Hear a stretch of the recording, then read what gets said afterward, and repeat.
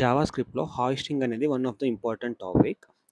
Hoisting అంటే variables and ఫంక్షన్స్‌ని before డిక్లరేషనే మనం use చేయొచ్చు. అంటే వేరియబుల్స్ అండ్ ఫంక్షన్స్ అవి టాప్ ఆఫ్ ద స్కోప్‌కి మూవ్ అవుతాయి. ఎలా అంటే ఇక్కడ నేను లైన్ నంబర్ 3లో var a = 10 అని ఇచ్చాను.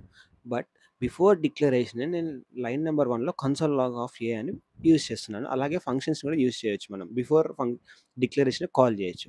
కానీ ఇది కొన్ని డిఫరెన్సెస్ ఉంటాయి. నార్మల్ ఫంక్షన్స్‌కి, ఫంక్షన్ ఎక్స్‌ప్రెషన్స్‌కి, లెట్ అండ్ కాన్స్ట్‌కి డిఫరెన్సెస్ ఉంటాయి. సో, ఆ డిఫరెన్సెస్ ఏంటో ఇప్పుడు నేను మీకు చూపిస్తాను. ఫస్ట్ బిఫోర్ డిక్లరేషన్ కన్నా ముందు ఆఫ్టర్ డిక్లరేషన్‌లో నేను కన్సోల్ లాగ్ అని టైప్ చేస్తా చూడండి. ఇప్పుడు మనకు అందరికీ తెలుసు అవుట్‌పుట్ ఏ ఏ వాల్యూ ఏంటి 10. సో, మనకు అవుట్‌పుట్ 10 వస్తుంది. సో, ఇక్కడ చూడండి అవుట్‌పుట్ 10 వచ్చింది. బట్ నేను బిఫోర్ డిక్లరేషనే ఇక్కడ కన్సోల్ లాగ్ ఆఫ్ ఏ ఉంది కదా! ఇక్కడ అవుట్‌పుట్ ఏమొస్తుందో ఎవరైనా గెస్ చేస్తే కింద కామెంట్‌లో చెప్పండి. అవుట్‌పుట్ అన్‌డిఫైన్డ్ వస్తుంది. ఎందుకంటే వార్ ఏ అనేది మనం డిక్లరేషన్ కన్నా ముందే మనం కన్సోల్ లాగ్‌లో పెడుతున్నాం. ఏ వాల్యూ ఏంటి తెలుసుకోవడానికి. సో, ఏ అనేది హాయిస్ట్ అయింది. కానీ దాని వాల్యూ ఇంకా ఇనిషియలైజ్ అవ్వలేదు కాబట్టి అన్‌డిఫైన్డ్ వస్తుంది. దీన్ని మనం ఇక్కడ సోర్సెస్ ట్యాబ్‌లోకెళ్ళి ఇక్కడ నా ఫైల్ ఏంటి టెస్ట్ కదా! ఇక్కడ నేను డీబగ్గర్ ఆన్ చేసి చూపిస్తా చూడండి ఎలా వస్తుందో. ఇప్పుడు మళ్ళీ నేను రీరన్ చేస్తా. సో, మనం వార్‌ని గ్లోబల్‌లో డిక్లేర్ చేసాం కాబట్టి ఇక్కడ అది గ్లోబల్ స్కోప్‌లో ఉంటుంది. ఇక్కడ చూస్తున్నట్టయితే ఏ ఉంది. ఏ అనేది ఇంకా మనం లైన్ నంబర్ ఏకి ఇంకా కోడ్ ఎగ్జిక్యూషన్ అవ్వనే లేదు. బట్ స్టిల్ ఇక్కడ మనం గ్లోబల్ స్కోప్‌లో చూడొచ్చు. ఏ అన్‌డిఫైన్డ్‌గా ఉంది. ఎందుకంటే ఇంకా ఏ వాల్యూ ఇనిషియలైజ్ అవ్వలేదు. సో, అందుకే ఇక్కడ ఏ అన్‌డిఫైన్డ్ చూపిస్తుంది. అందుకే మనకి ఇప్పుడు ఇంకా కన్సోల్ రాదు. ఎందుకంటే ఇంకా ఎగ్జిక్యూషన్ అవ్వలేదు. సో, నెక్స్ట్ స్టెప్‌లో మనకి కన్సోల్ లాగ్ అన్‌డిఫైన్డ్ ఎందుకొస్తుందంటే ఇక్కడ గ్లోబల్‌లో అన్‌డిఫైన్డ్ ఉంది. ఎప్పుడైతే వాల్యూ ఏకి అసైన్ అవుతుందో అప్పుడు అది 10గా ఇక్కడ చేంజ్ అవుతుంది. అది అది ఇప్పుడు నేను మీకు చూపిస్తా చూడండి. చూడండి ఎప్పుడైతే మన నెక్స్ట్ ఇవి కామెంట్స్ ఉన్నాయి గదా! సో, ఈ లైన్ ఆఫ్ ఎగ్జిక్యూషన్ అయిపోయిన తర్వాత ఏ వాల్యూ అనేది 10 అయింది. ఈలోపే మనకి కన్సోల్‌లో అవుట్‌పుట్ కూడా అన్‌డిఫైన్డ్ అని వస్తుంది. సో, ఈ లైన్ ఎగ్జిక్యూషన్ అయిపోయిన తర్వాత మనకి ఏ వాల్యూ 10 అయింది. అందుకే మనకి ఇక్కడ గ్లోబల్ స్కోప్‌లో ఏ వాల్యూ అనేది 10 వచ్చింది. సో, మనం వార్‌తో ఎగ్జాంపుల్ చూసాం గదా! నెక్స్ట్ లెట్ అండ్ కాన్స్‌తో చూద్దాం. బోత్ లెట్ అండ్ కాన్స్ సిమిలర్‌గా బిహేవ్ చేస్తాయి. ఇక్కడ నేను లెట్‌తో చూపిస్తున్నాను example. Let B equal to 15 before declaring నేను యాక్సెస్ చేయడానికి ట్రై చేస్తున్నాను. ఇప్పుడు అవుట్‌పుట్ ఏమొస్తుందో ఎవరైతే కరెక్ట్‌గా గెస్ చేసారో కామెంట్‌లో చెప్పండి. అవుట్‌పుట్ ఇక్కడ రిఫరెన్స్ ఎర్రర్ వచ్చింది.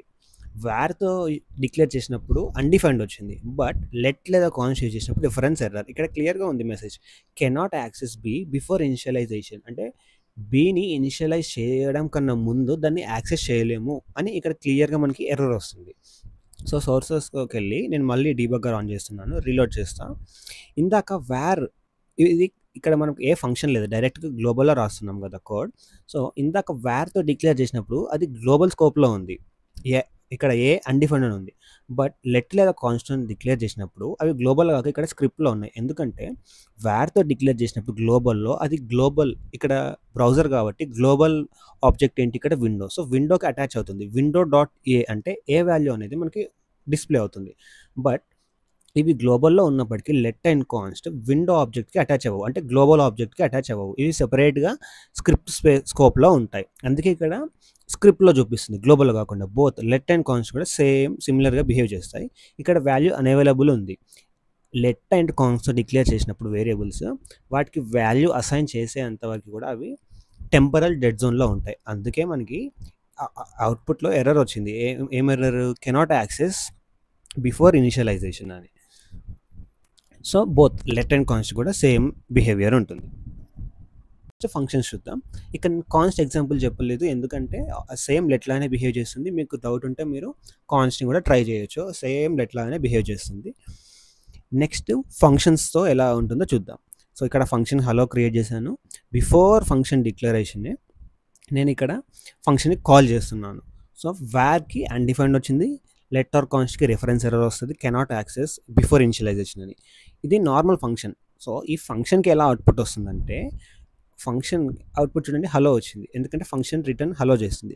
సో, ఫంక్షన్ డైరెక్ట్‌గా మనం ఫంక్షన్స్ ఎప్పుడైతే క్రియేట్ చేస్తామో ఫంక్షన్స్ ఫుల్లీ హాయిస్ట్ అవుతాయి. సో, బిఫోర్ క్రియేషన్ ఆఫ్ ఫంక్షనే మనం దాన్ని కాల్ కూడా చేయొచ్చు. సో, ఫంక్షన్ క్రియేషన్ ఎక్కడుంది? లైన్ నంబర్ 8లో ఉంది. కానీ నేను దాన్ని బిఫోర్ డిక్లరేషనే లేదా ఫంక్షన్ క్రియేషనే నేను దాన్ని కాల్ కూడా చేయొచ్చు. So, functions are fully hoisted. అంటే వేరియబుల్స్ లాగా కాకుండా ఫంక్షన్స్ ఫుల్లీ హోస్టెడ్. సో, మనం బిఫోరే కాల్ కూడా చేయొచ్చు.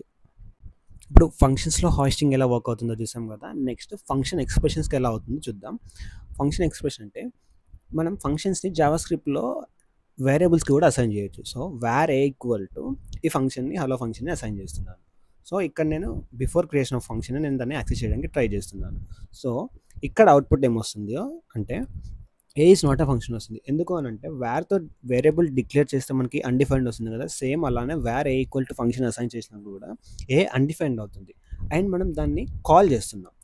So, undefined is not a function కదా! అందుకే అక్కడ ఏ అన్‌డిఫైన్డ్ అవుతుంది. సో, అందుకే అది ఏ ఈజ్ నాట్ ఏ ఫంక్షన్ అని వస్తుంది.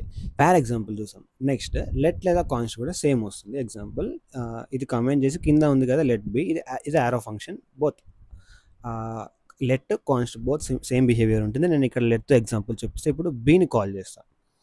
సో, ఎవరైతే ఇందాక ప్రాపర్‌గా విన్నారో, అర్థం చేసుకున్నారో వాళ్ళకైతే ఖచ్చితంగా అవుట్‌పుట్ అయితే ఖచ్చితంగా కరెక్ట్‌గా గెస్ చేసే ఉంటారు. సో, ఎవరైతే కరెక్ట్ గెస్ చేసారో వాళ్ళైతే కామెంట్‌లో చెప్పండి. సో, సేమ్ రిఫరెన్స్ ఎర్రర్ వచ్చింది. ఇందాకే చెప్పా కదా! లెట్ లేదా కాన్స్ట్ క్రియేట్ చేసినప్పుడు before creation of variable, before initialisation of the variable మనం దాన్ని యాక్సెస్ చేయాలనుకుంటే రెఫరెన్స్ ఎర్రర్ వస్తుంది. సో, ఇక్కడ బిని మనం బిఫోర్ ఇనిషియలైజేషన్ కాల్ చేస్తున్నాం. అందుకే cannot access B before initialization. So, same వేరియబుల్‌తో ఎలా అయితే బిహేవ్ చేసిందో సేమ్ వే ఫంక్షన్స్‌కి అసైన్ చేసినప్పుడు కూడా సేమ్ అవుట్‌పుట్ వస్తుంది. సో, ఇది హోస్టింగ్ ఎలా వర్క్ అవుతుందో జావాస్క్రిప్ట్‌లో అందరికైతే అర్థమైందని అనుకుంటున్నాను. అర్థమైన వాళ్ళు ఖచ్చితంగా లైక్ చేయండి, షేర్ చేయండి. ఎవరికైతే అర్థం అవ్వలేదో కింద కామెంట్ అయితే చేయండి. మీకు ఏం డౌట్ ఉన్నా కూడా నేను క్లారిఫై చేయడానికి ట్రై చేస్తాను.